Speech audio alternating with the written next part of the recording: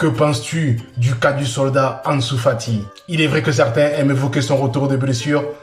Il a eu une période très compliquée, il est vrai. Mais aujourd'hui, encore une fois, après notamment son gros raté du côté de Bernabeu, qui avait valu cette photo avec Franck Kessié qui se demandait comment il avait fait pour rater cette action. Aujourd'hui, il a été difficilement trouvable par ses coéquipiers, même s'il a touché le poteau en deuxième mi-temps. Il y a eu cette affaire avec le penalty, avec Ferran Torres, même si Xavi et Rafinha ont parlé de l'ordre qui était établi avant le match, mais il a voulu tirer ce penalty pour retrouver un peu de confiance. Mais Ferran l'a empêché de le faire et finalement c'est pour le rater lui-même derrière. Donc jusqu'à quand penses-tu qu'il faudra avoir de la patience envers Ansu Fati? Dis-nous en commentaire si tu penses qu'il faut lui laisser du temps ou s'il faut déjà penser peut-être à le vendre dans le futur. Bienvenidos, bienvenue à ce nouveau numéro du Jodonas Liga. On se retrouve pour ce débrief du match du Barça face au FC Valence. Victoire 1-0 du leader catalan dans ce match. Merci beaucoup pour les plus de 12 000 abonnés sur Facebook. Continuez de rejoindre l'équipe pour qu'on puisse continuer à échanger sur les différentes actualités de la Liga. Merci à tous de vous abonner sur les différentes plateformes, que ce soit YouTube, Facebook ou TikTok. Donc on a vu un Barça dans ce premier quart d'heure légèrement supérieur à son adversaire en termes de construction et de présence dans le camp adverse, mais il n'était pas non plus très supérieur au FC Valence au point de parler de grande domination de la part des hommes de Xavi qui étaient suspendus aujourd'hui et qui étaient en tribune du côté du Camp Nou. Et on a vu cette belle passe décisive de Busquets envers Rafinha qui a fait une magnifique course pour appeler ce ballon et devancer le gardien de Valence qui est un peu sorti aux fraises. Mais voilà, il fallait être bien placé comme l'a fait Rafinha, de permettre au Barça dès le premier quart d'heure de passer devant comme ils savent souvent le faire à domicile et d'avoir la main sur le match. On a vu un Barça qui a cherché à faire le break, mais qui n'a pas réussi. On n'a pas vu de grosses phases de possession, mais c'est toujours une tentative d'attaque un peu instinctive. Donc on ne sentait pas vraiment cette patte de jeu, de chercher les dédoublements ou autres, même si on a pu encore voir un Baldé très actif sur le côté gauche notamment, qui a beaucoup apporté offensivement au Barça. Et le FC Valence a commencé à avoir des actions construites, des premières phases de possession à partir de la demi-heure de jeu. Ils ne sont pas créés de grandes occasions, même si avant la mi-temps, il y a eu une petite peur pour le Barça avec Ter Stegen qui a failli nous faire une petite courtois face à Liverpool, mais il a eu la chance que du côté de Valence, les attaquants soient moins talentueux.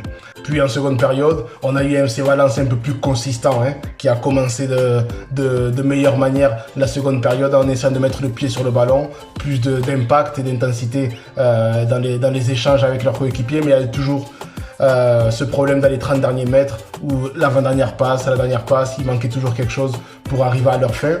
Et très vite, dans ce premier quart d'heure, avec beaucoup d'informations et beaucoup d'événements dans cette seconde période, on a eu ce penalty à faveur du Barça avec cette main dans la surface du côté valencien.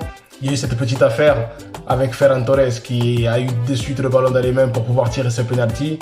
Ansu Fati qui lui a demandé de pouvoir le tirer, mais voilà, il lui a fait signe comme quoi c'est lui qui prenait la responsabilité. C'était une bonne chose en soi, dans le sens où il n'y a pas Lewandowski de montrer que voilà, il prenait un peu du galon dans l'équipe parce qu'il est un peu dans une meilleure dynamique. Ferran Torres qui est en quête de confiance aussi. On sentait qu'Ansu Fati de son côté cherchait le chemin le plus court vers le but pour peut-être s'offrir un match plus agréable, mais voilà, Ferran Torres ne l'a pas laissé tirer.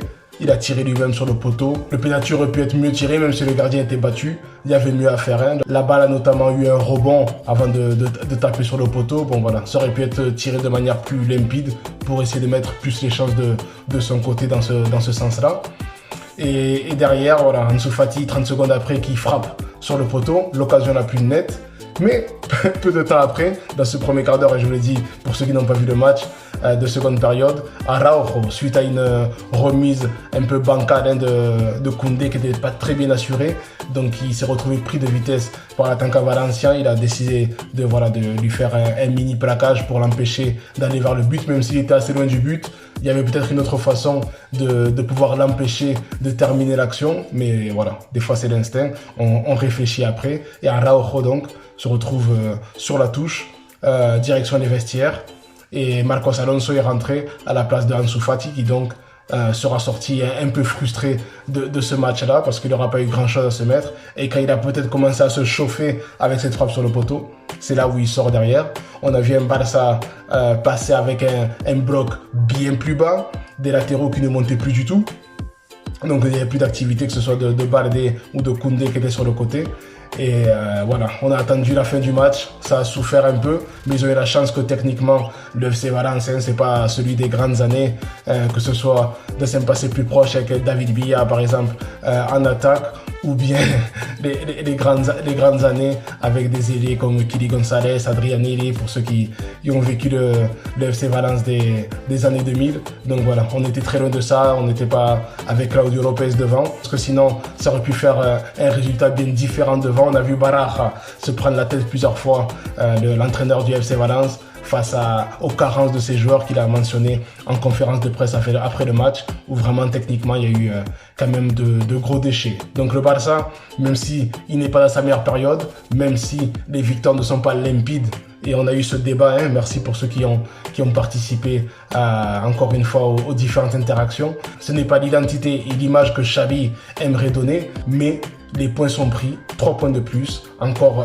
un pas vers le titre de la part du Barça qui met encore la pression sur le Real Madrid, qui lui se déplace du côté de Villamarín, du stade Villamarín face au Betis Séville. Donc ça va être un match très costaud pour les Madrilènes qui vont aussi devoir aller chercher un grand résultat comme l'a fait le Barça il y a quelques semaines sur cette pelouse. Et comment ne pas terminer avec cette polémique de fin de match? Donc pour moi, il y avait faute de Fran Kessié dans la surface. On a bien vu son pied qui impacte le pied de Fran Pérez.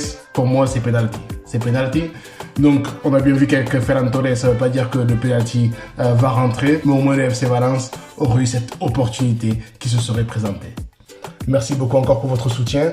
On continue de s'abonner et de liker et on se revoit très bientôt pour la prochaine vidéo. Ciao.